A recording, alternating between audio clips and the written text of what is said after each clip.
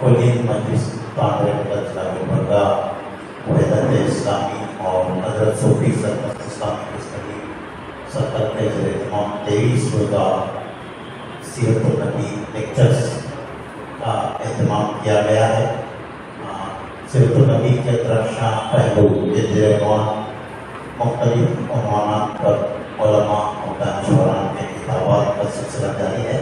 آج تیسرا دن ہے۔ آج کا عنوان حضور اکرم صلی اللہ علیہ وسلم کا خاندانی پس منظر۔ اس عنوان پر گلبرگہ کے نوجوان ہمارے بھی مولانا حافظ محمد جنید صاحب قادری خطاب فرمائیں گے۔ آپ جامعہ نظامیہ سے فارغ ہیں اور درگاہ حضرت سید شاہ ہدایت اللہ بادشاہ قادری قبلی محلہ سجاد نشین حضرت سید شاہ ہدایت اللہ صاحب قادری کے فرزند پر اور جانشین ہیں۔ میں آپ سے گزارش کرتا ہوں کہ آپ یہاں پر تشریف لائیں۔ کل کا عنوان جو ہے وہ حیات طیبہ ایک نظر ہے۔ اس عنوان پر مولانا جمیل احمد صدیقی صاحب خطاب کریں گے۔ میں پروگرام کے آغاز کے لیے جناب رفیق احمد صاحب کو حضور سے خواہش کرتا ہوں کہ وہ آیات قرآن کی تلاوت کا شروع۔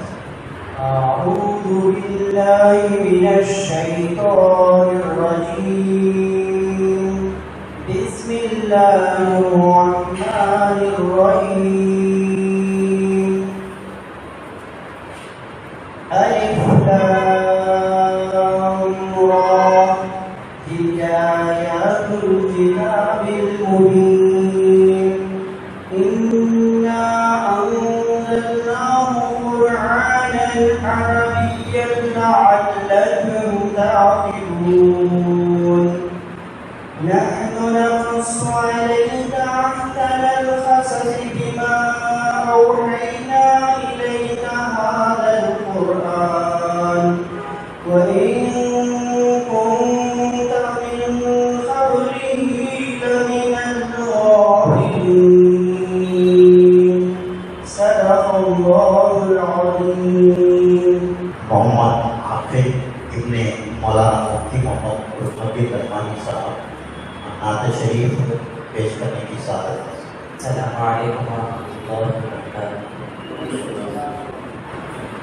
میری بات بن گئی ہے، میری بات بن گئی ہے، آقا تیری بات کرتے کرتے میری بات بن گئی ہے، تیری بات کرتے کرتے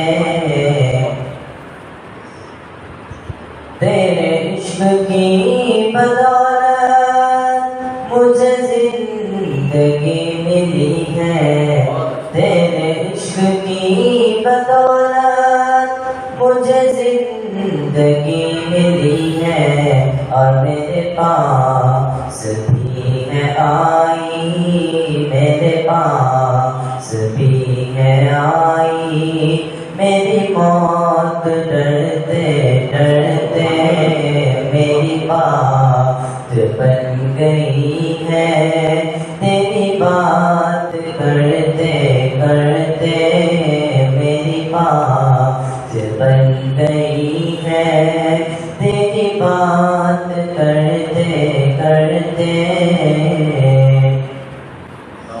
میرے سونے سونے گھر کا کبھی رونقیں عطا کر، میرے سونے سونے گھر کا کبھی رونقیں عطا کر، میں دیوانہ ہو گیا ہوں، میں دیوانہ ہو گیا ہوں، تیری راہ تکتے تکتے میری بات بن گئی ہے، تیری بات کرتے کرتے تیرے شہر میں میں آؤں، تیرے شہر میں میں آؤں، تیری نعت پڑھتے پڑھتے پڑھتے میری بات بن گئی ہے، تیری بات کرتے کرتے. آج کے ہمارے مہمان عالم مولانا حافظ سید جنید صاحب عادی سے گزارش کرتا ہوں کہ وہ حضور اکرم صلی اللہ تعالیٰ علیہ وسلم کا خاندانی پس منظر کی زبان پر خطاب کریں. الحمد لله رب العالمين والصلاة والسلام على سيد الأنبياء والمرسلين والعاقبة للمتقين أما بعد. قال الله عز وجل في التنزيل وما أرسلناك إلا رحمة للعالمين. وقال الله تبارك وتعالى في شأن حبيبه الكريم إن الله وملائكته يصلون على النبي يا أيها الذين آمنوا صلوا عليه وسلموا تسليما.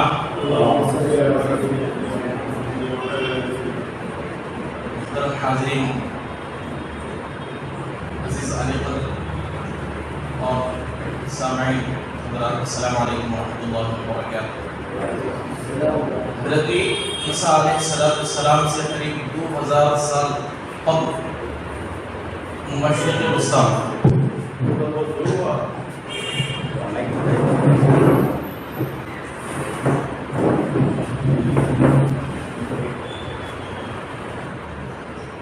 محترم حاضرین، حضرت عیسیٰ علیہ السلام سے قریب 2000 سال قبل مشرق وسطیٰ یعنی مڈل ایسٹ میں سلطنت بابل قائم تھی.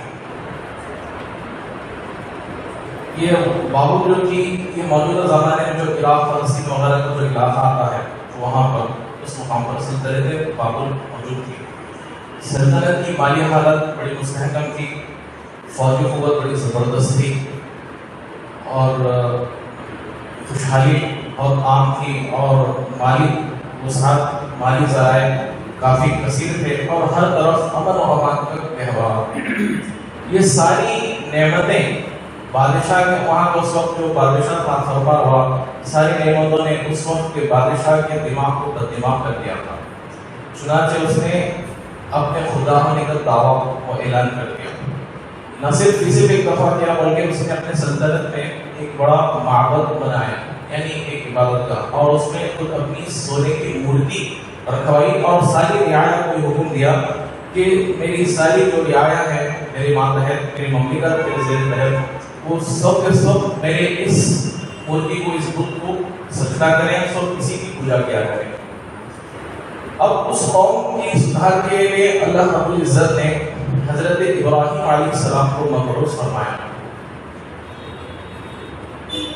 بادشاہ کو یہ توحید کی آواز بالکل پسند آئی، کیونکہ اگر بادشاہ اس توحید کو قبول کرتا، رب کے وحدانیت کو قبول کرتا، حضرت ابراہیم علیہ السلام کے لائحہ میں فرمان، رب کا جو احکام تھے اس کی شریعت کو قبول کرتا، تو اسے نہ صرف اپنی خدائی دعوے داری سے دستبردار ہونا پڑتا بلکہ اسے ایک عام بندہ بننا پڑتا جو بادشاہ کی انانیت اور تکبر کے بالکل مغائب کیا.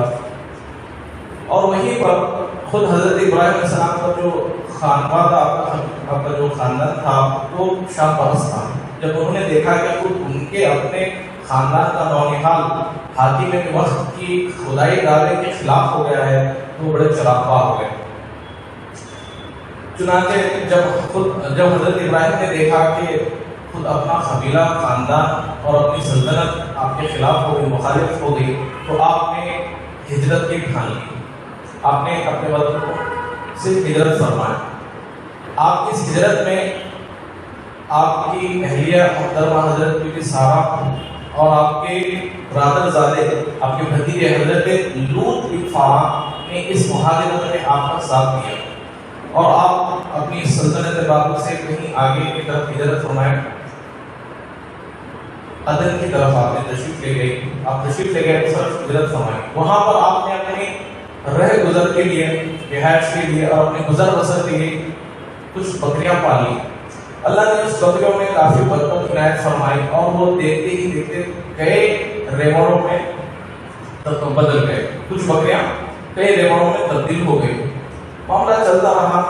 آپ وحدانیت الہی میں مشغول تھے ہی اس کمار میں، اور جو بھی آپ سے وابستہ ہوتے تھے رب کی توحید کا درس دیتے تھے اور رب کی عبادت فرماتے تھے. معاملہ چلتا رہا. تو بھائیوں کے اچانک ایک سال کی بارش یعنی بارش ایک سال بالکل بارش نہ برسی اور وہ میدان جہاں پر حضرت ابراہیم کی بکریاں چلتی تھیں وہ بالکل جو سرسبز تھے کل تک اچانک وہ بالکل سوکھے ہو گئے. تو ایسی وقت میں پھر حضرت ابراہیم کو آگے جانا پڑا اور آپ نے وہاں سے مصر کی طرف ہجرت فرمائی. مصر اس وقت وہاں پر جو حکمران تھا مصر میں اس کا نام رفیع بتلایا گیا تھا. بادشاہ مصر رفیع نام تھا اس کا اور وہ بھی دراصل بابل کا ہی باشندہ تھا. تو تاریخ مورخین فرماتے ہیں کہ ابراہیم علیہ السلام نے مصر کی طرف جو ہجرت فرمائی غالباً یہ خیال آپ کے پیش نظر تھا کہ چونکہ بادشاہ آپ کا ہم وطن بھی ہے اسی مناسبت میں آپ نے اسی طرف ہجرت کرنے کو زیادہ مناسب سمجھا. جب آپ وہاں تشریف لے گئے تو بادشاہ مصر نے آپ کی بڑی عزت و توقیر کی قدر و منزلت کی اور پھر جب کچھ عرصہ گزارنے کے بعد حضرت ابراہیم علیہ السلام واپس اپنے وطن جانے کا آپ نے ارادہ ظاہر فرمایا تو اس بادشاہ نے حضرت ابراہیم علیہ السلام کے لیے ہدیت اپنی بیٹی نکاح کے لیے پیش فرمائی بی بی ہاجرہ. بادشاہ کا مطمئن نظر یہ تھا اس کے پیش نظر یہ بات تھی کہ اگر میری بیٹی میری شہزادی اگر اس خاندان نبوت میں اس شرف والے خاندان نبوت میں اگر بیاہ کی جائے گی تو اس سے مجھے نہ صرف دارین میں سعادت مندی ملے گی بلکہ دوسرا مطمئن نظر یہ بھی تھا کہ اپنی بیٹی کو اپنے ہی ملک کے خطیب باشندوں میں بیاہ کی جائے گی اور اپنا ہی سلسلہ جاری رہے گا اپنے ہی خاندان اپنے ملک کے باشندوں میں. چنانچہ اپنی اس مہمان نواز بادشاہ کی آرزو پورا کرنے کے لیے حضرت ابراہیم نے بادشاہ رفیع کی اس آرزو کو قبول فرمایا اور بی بی ہاجرہ کو اپنے نکاح کے لیے آپ نے قبول کیا اور آپ کا نکاح ہو گیا بی بی ہاجرہ سے. اللہ تبارک و تعالیٰ نے بی بی ہاجرہ کے بدن مبارک سے حضرت ابراہیم کو ایک شہزادہ ایک فرزند عنایت فرمایا. ان کا نام اسماعیل رکھا گیا. پھر کچھ عرصے بعد آپ کے پہلے والے جو شریک سفر تھی آپ کے زوجہ محترمہ بی بی سارہ ان کو بھی اللہ نے ایک بیٹا عنایت فرمایا. ان کا نام اسحاق رکھا گیا. اللہ تبارک و تعالیٰ نے اپنے اس خلیل محبوب بندے حضرت ابراہیم کو پہلے ہی بتلا دیا تھا کہ یہ دونوں شہزادے بڑے بابرکت ہوں گے. یہ دونوں منصب نبوت پر فائز ہوں گے اور بڑی بڑی قوموں کے جد اعلیٰ ہوں گے. ان کی اولاد کثرت تعداد کی وجہ سے گنی نہ جا سکے گی یعنی اتنی کثرت سے انلمیٹڈ کی نسل پھیل گئی. چنانچہ رب کے حکم اور اپنے خاندان و کنبے والوں کی درخواست پر حضرت ابراہیم نے اپنے دونوں بیٹوں میں دو علیحدہ علیحدہ تقسیم کر دیے. ملک شام کا جو حصہ تھا وہ حضرت اسحاق علیہ السلام کو دیا گیا کیونکہ ملک شام کے مشرقی سمت میں بابل ملک واقع تھا جہاں اس طرح حضرت اسحاق اپنے ننیال کے قریب آپ کو رہنے کا موقع مل گیا. وہیں پر ان کے عرب حضرت اسماعیل علیہ السلام کو دیا گیا کیونکہ عرب کے مغربی سمت مصر ان کے مصر واقع تھا اور اسی وجہ سے حضرت اسماعیل کو اپنے ننیال کے قریب رہنے کا موقع مل گیا. چنانچہ دونوں اس طرح دونوں شہزادوں میں تقسیم ہوئے. حضرت ابراہیم علیہ السلام کے دونوں بابر بیٹوں میں دو ملک اس طرح تقسیم ہوئے کہ دونوں کے درمیان کوئی تیسرا ملک موجود نہ تھا. اس وجہ سے یہ دونوں وقت ضرورت ایک دوسرے کی مدد اعانت کر سکتے تھے, وقت ضرورت ایک دوسرے کا ساتھ دے سکتے تھے. حضرت اسماعیل علیہ السلام کی جو شادی ہوئی یہ قبیلہ بنو جرہم کے سردار مزاج کے بیٹی سے ہوئی. قبیلہ بنو جرہم یہ عرب کا ایک قدیم حکمران قبیلہ تھا اور مزاج اپنے قبیلے کے واحد فرما روا تھے. وہیں پر حضرت اسحاق علیہ السلام کی شادی اپنے ننیال کے بابو میں ہی ہوئی. اس طرح یہ دونوں کی نسلیں پھلتی پھولتی رہی گئی اور ایک ہی نسل کے دو نوجوانوں میں دو شہزادوں میں جسمانی قوت بڑھتا رہا. لیکن اللہ رب العزت نے وقتاً فوقتاً ان دونوں قبیلوں کو ان دونوں کے اولاد کو آپس میں میل جول اور ملاپ کے ذریعے سے باندھے رکھا. حضرت اسماعیل علیہ السلام کو آپ نے اللہ کے حکم پر اس جگہ آباد کیا اب جہاں پر مکہ آباد ہے. آپ کی والدہ کے ساتھ ابراہیم علیہ السلام نے اسماعیل علیہ السلام کو مکہ میں آباد فرمایا، اور آپ نے یہ دعا فرمائی، اے اللہ رب العزت اس مقام پر جو نسل یہاں پر قیام پذیر ہوگی ان کے لیے خیر برکت عطا فرما، رزق کی فراوانی عطا فرما، اور یہاں پر اپنے نبی کو مبعوث فرما۔ اب جو لوگ مکہ مکرمہ جاتے ہیں وہ دو باتوں پر بڑے حیران ہوتے ہیں۔ نمبر ایک کہ مکہ کی جو سرزمین ہے وہ ایسی زرخیز نہیں، وہاں کا خطہ ایسا زرخیز نہیں کہ وہاں پر کوئی کاشت کی جا سکے، ہریالی یا میوے جات اگا سکے۔ لیکن دوسری چیز یہ ہے کہ مکہ مکرمہ کے جو گلیات، وہاں کے جو بازار ہیں وہ ہمیشہ تازہ پھل اور بہترین سبزیوں سے بھرے پڑے رہتے ہیں، اور بالکل سستے داموں میں۔ اس کی وجہ یہ ہے کہ حضرت ابراہیم نے دعا فرمائی تھی، اسی دعا کا اثر آج تک ہے اور انشاءاللہ قیامت تک قائم رہے گی۔ وہیں پر آپ نے دوسری دعا فرمائی کہ اے اللہ اس سرزمین سے اپنے نبی کو مبعوث فرما۔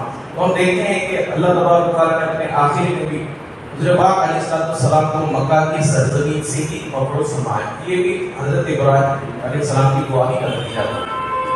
اب چونکہ حضرت اسماعیل علیہ السلام ہماری آج کی موضوع کا آپ یہ ہے مقبل نظر، کیونکہ حضرت اسماعیل علیہ السلام کی نسل کے چلتے ہوئے آپ ہمارے حضرت پاک علیہ السلام کو ہیں۔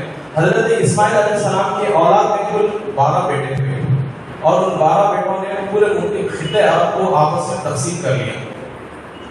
12 بیٹوں نے اپنے طور پہ عرب کو تقسیم کر لیا، اور اللہ تبارک و تعالیٰ نے اس قدر ان کے نسل میں ایسے برکت دی، اور بہت جلد اسماعیل علیہ السلام کے بیٹے اس قدر پھیل گئے ان کی نسلیں کہ شمال کی طرف جو کہ مغرب کی طرف جو کہ مصر واقع تھا، جو ننیال بھی تھا، وہاں تک ان کی آبادی پہنچ گئی۔ جنوب کی طرف یمن تک ان کی خیمے پہنچ گئے، اور ملک شام کی طرف جہاں پر حضرت اسحاق علیہ السلام کے اولاد بنو اسحاق آباد تھے، وہاں تک ان کی بستیاں جا کر مل گئی۔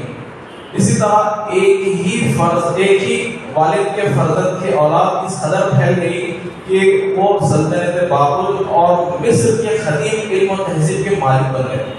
اور نہ صرف یہ بلکہ بحر احمر اور بحر ہند، ریڈ اوشین اور انڈین سی کے جو بندرگاہ تھے، جو اس وقت بھی عالمی تجارت کا مرکز تھے، وہ بھی بنو اسماعیل کی قبضے میں آ گئے ہیں۔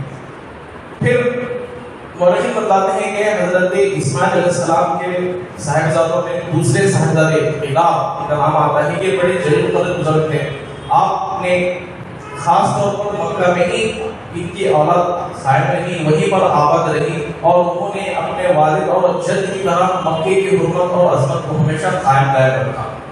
پھر خدار کے بعد ان کی 17ویں پشت میں ایک اور بزرگ آتے ہیں، ان کا نام ہے عدنان۔ یہ بھی بڑے صاحب الکرامات اور جلیل القدر اپنے وقت کے بلند پائے گئے ایک عالم محترم سردار گزرے ہیں۔ ہوا یہ کہ یہ بھی ایک وقت تک عرب میں آپ کی حکومت رہی، آپ نے بھی مکہ کے تقدس کو برقرار رکھا، وہاں آنے والے زائرین کی خدمت فرمائی، بیت اللہ شریف کے زائرین آتے تھے۔ عدنان کے بعد ہوا یہ کہ بنو جرہم جو ان کا ننیالی قبیلہ تھا، وہ بنو اسماعیل پر قابض آ گیا۔ انہوں نے نہ صرف مکے پہ قبضہ کر لیا بلکہ بنو اسماعیل علیہ السلام کی جو اولاد مکے میں اس وقت مقیم تھی ان کو مکے سے نکال دیا۔ اس کی وجہ یہ بتائی جاتی ہے کہ بنو اسماعیل نے اس وقت تک بنو جرہم کا بت پرستی میں کبھی ساتھ نہ دیا، یعنی بنو اسماعیل بالکل توحید پر قائم تھے، اللہ کے وحدانیت کے قائل تھے۔ اس وجہ سے بنو جرہم جو ابتدائی زمانے کی وجہ سے گمراہی کے شکار ہو گئے تھے، بت پرستی میں مبتلا ہو گئے تھے، انہوں نے اس وجہ سے کہ یہ توحید پرست ہیں، بت پرستی میں ساتھ نہیں دے رہے، اس لیے بنو اسماعیل کو مکے سے 207 عیسوی میں مکہ مکرمہ سے نکال دیا۔ اس طرح معاملہ چلتا رہا، پھر یہاں تک کہ بنو حضرت عدنان کی 15ویں پشت میں ایک اور آپ کے شہزادے آتے ہیں، صاحبزادے آتے ہیں، ان کا نام ہے قصی۔ انہوں نے یہ بڑے زبردست قوت ارادی کے مالک تھے، انہوں نے کیا کیا اپنے سارے قبیلوں کو خاندانوں کو اکٹھا کر کے 440 عیسوی میں مکہ مکرمہ پر دوبارہ قبضہ حاصل کر لیا، اور وہاں پر ایک مشترکہ حکومت کی بنیاد ڈالی مکے میں۔ اور اس کے ساتھ آپ نے مکہ مکرمہ میں بیت اللہ سے متعلق الگ الگ ذمہ داریاں تقسیم فرمائی۔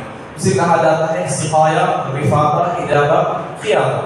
یعنی ہر ایک اپنی نسل کے جو الگ الگ قبیلے تھے ان لوگوں کو آپ نے الگ الگ ذمہ داریاں سونپی کہ بیت اللہ شریف، کعبۃ اللہ شریف کے حج کے لیے، کعبۃ اللہ شریف کے زیارت اور طواف کے لیے جو لوگ دوسرے ملکوں سے باہر سے آئیں گے ان کے ایک خاندان والوں کی ذمہ داری یہ ہوگی کہ سارے زائرین کو پانی پلائیں گے. یہ ہوگا. اور رہی بات دوسری رفاقہ، یہ بھی آپ نے ایک عہدہ میں قائم فرمایا. اس کا مد نظر یہ تھا کہ جو لوگ مکہ میں آئیں گے زائرین ان کے لیے ایک خاندان والوں کو یہ ذمہ داری سونپی گئی کہ مالدار اہل سفر طبقے سے ٹیکس وصولیں گے اور اس سے جو آمدنی حاصل ہوگی اس سے مکہ میں آنے والے زائرین کے لیے کھانے پینے کا انتظام کیا جائے، عام دعوت کیا جائے گا.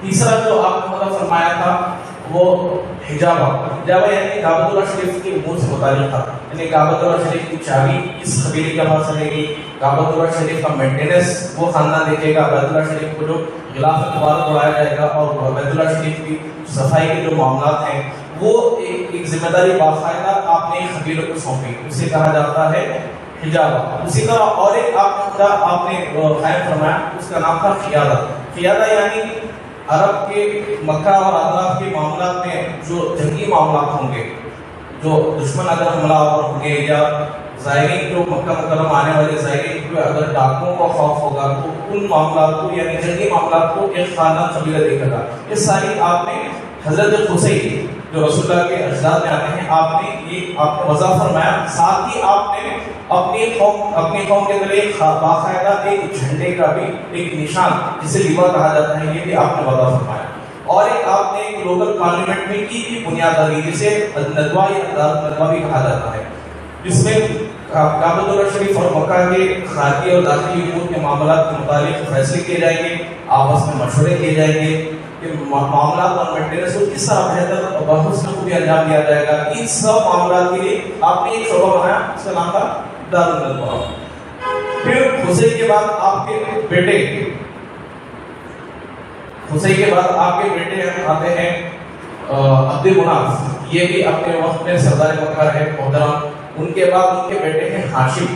ہاشم کا اصل نام عمر بتایا گیا ہے. ہاشم یہ لفظ اصل کہتے ہیں ٹکڑے ٹکڑے کرنے کو. تو آپ کا لقب اس لیے پڑا کہ کہا جاتا ہے ایک مرتبہ آپ تجارت کے غرض سے ملک شام گئے تھے، واپسی کا راستے میں آپ کو پتہ چلا کہ مکہ میں بڑی خیر سالی بڑی ہے تو کھانے کے لیے بڑے پریشان ہیں. تو آپ نے اپنے سارے اونٹوں کو تجارت کی سامان سے لے تھے ان سب سے پہ آپ نے غلہ کھانے پینے کی چیزوں کو بھرا، آٹا بھرا اور مکہ پہنچ کر سارے جو آپ اپنے ساتھ اونٹ بھر کے سامان لائے تھے اس سے روٹیاں بنوائی اور شوربہ اور گوشت کا شوربہ بنا کر روٹیوں کو توڑ کر اس میں بھگو کر لوگوں کو کھلایا تھا. اور ہر سال آپ کعبۃ اللہ شریف کی اس میں حج کے لیے جو زائرین آتے تھے ان کو بھی خاص طور پہ جسے سریر کہا جاتا ہے روٹیاں توڑ کر اور شوربہ بھگو کر آپ لوگوں کو کھلاتے تھے.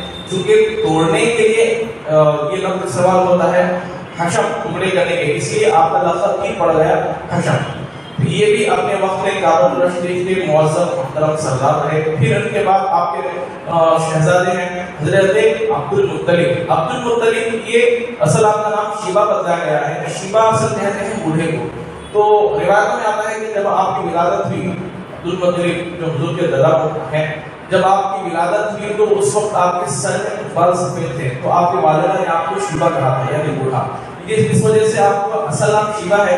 لیکن چونکہ یہ آپ کے والد بہت جلد فوت ہو گئے تھے، حضرت ان کی کم سنی میں ہی حضرت ہاشم کا انتقال ہو گیا تھا، لہذا ان کی جو پرورش تھی آپ کے چچا مطلب نے فرمائی تھی. اس لیے یہ تمام زندگی اپنے آپ کو بطور شکرانہ عبد المطلب یعنی مطلب کا غلام یہ کہہ کر انہوں نے اپنے آپ کو ہمیشہ متعارف کروایا. عبد المطلب کے بعد ان کے بیٹے ہیں حضرت ابو طالب. یہ بھی اپنے وقت میں محترم اور معزز سردار مکہ رہ چکے ہیں.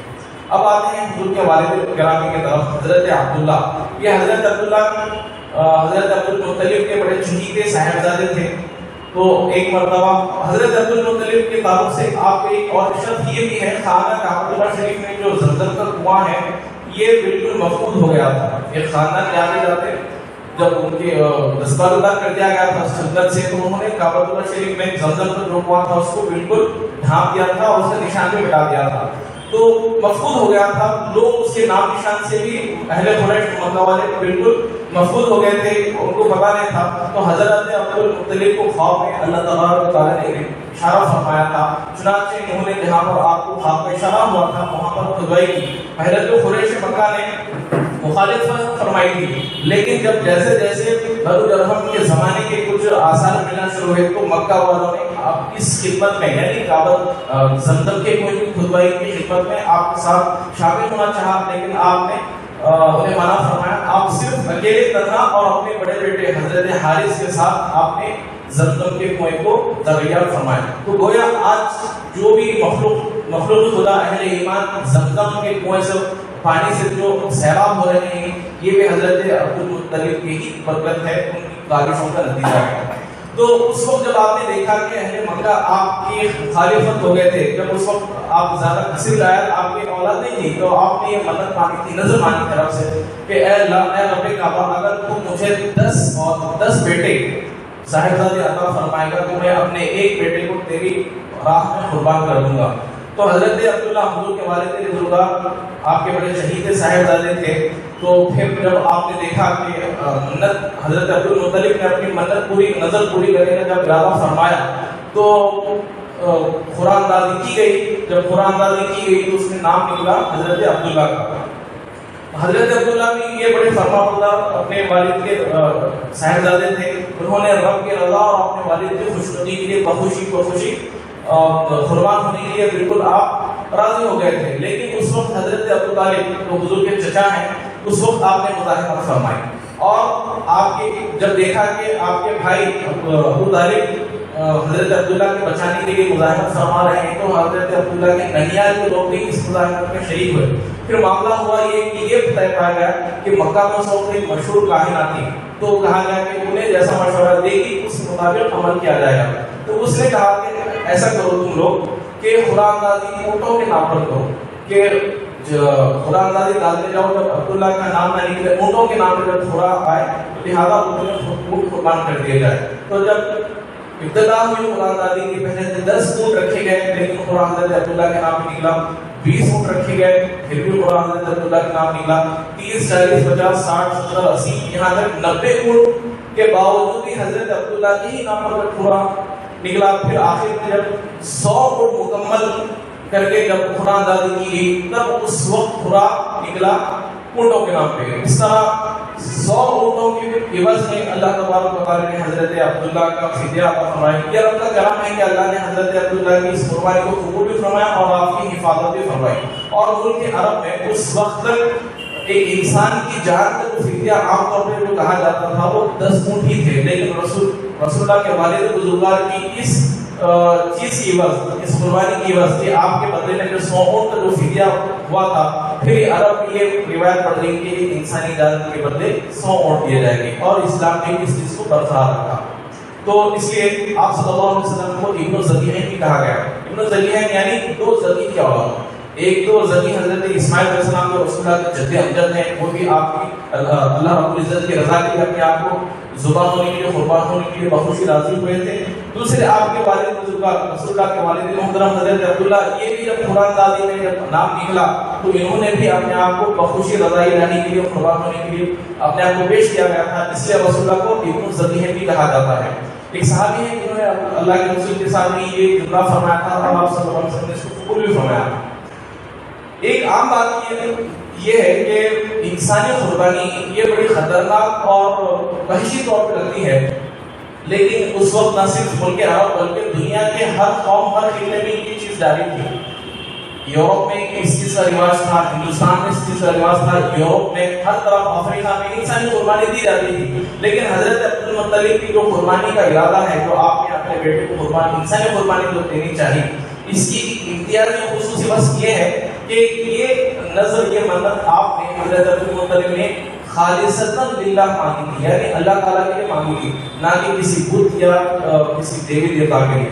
اس لیے اللہ رب العزت نے اسے شرف قبولیت بخشا. حضرت آپ کے والد بزرگوار کے یہ تو ذکر مبارک, آپ صلی اللہ علیہ وسلم کے والدہ ماجدہ یہ بھی خدیجہ قریش سے ہی وقت آپ کے والد بزرگوار کا نام ہے. آپ کے والد کے انتقال کے بعد آپ کے چچا نے حضرت آمنہ کی پرورش فرمائی. اللہ رب العزت سے دعا ہے اللہ تبارک و تعالیٰ حضور علیہ السلام کے نعرے پاک کے صدقے ہماری مغفرت فرمائیں اور ہمیں اللہ مغفرت سے نوازے۔ یہ تھے مولانا سید شاہ جنید صاحب قاضی۔ حضور اکرم صلی اللہ علیہ وسلم کے خاندانی پس منظر کو آپ نے بہت ہی تفصیل کے ساتھ پیش فرمایا۔ انشاءاللہ کل کے اجلاس میں حضور اکرم صلی اللہ علیہ وسلم کی حیات طیبہ جو 63 سالہ حیات طیبہ ہے اس کو ایک کوئی سی شکل میں مولانا جمیل احمد صدیقی صاحب پیش کریں گے۔ ہر سال کے اعتبار سے جو بھی واقعات پیش آئے تھے آپ تمام حضرات سے گزارش ہے کہ کل بھی تشریف لائیں۔ انشاءاللہ یہ سلسلہ 7 اکتوبر تک ہمارا جاری رہے گا۔ اسی کے ساتھ اسکولوں میں بھی یہ سلسلہ چلایا جا رہا ہے۔ طلباء کو بھی سیرت کے لیکچرز کا اہتمام کیا گیا ہے۔ 2 اسکولز میں طے ہو چکا تھا، ایک اور اسکول بھی ہمارے ساتھ جڑ گیا ہے۔ اس سلسلے کا مقصد یہی ہے کہ سیرت طیبہ کے پیغام کو عام کیا جائے اور لوگوں کو ترغیب دلائی جائے کہ سیرت کا زیادہ سے زیادہ مطالعہ کریں، اور یہ چھوٹے پیمانے پر ایک کوشش کی جا رہی ہے۔ اللہ تبارک و تعالیٰ اس میں ضرور برکت دے گا۔ جیسا کہ ابھی ہم نے سنا کہ حضرت ابراہیم علیہ السلام کی جو بکریوں کا ریوڑ اس میں اللہ نے برکت عطا کی، تو میں امید کرتا ہوں کہ ہمارے اسلام میں بھی اللہ تعالیٰ ضرور برکت دے گا اور یہ فیض زیادہ سے زیادہ عام ہوگا۔ شکریہ۔ وآخر دعوانا ان الحمد للہ۔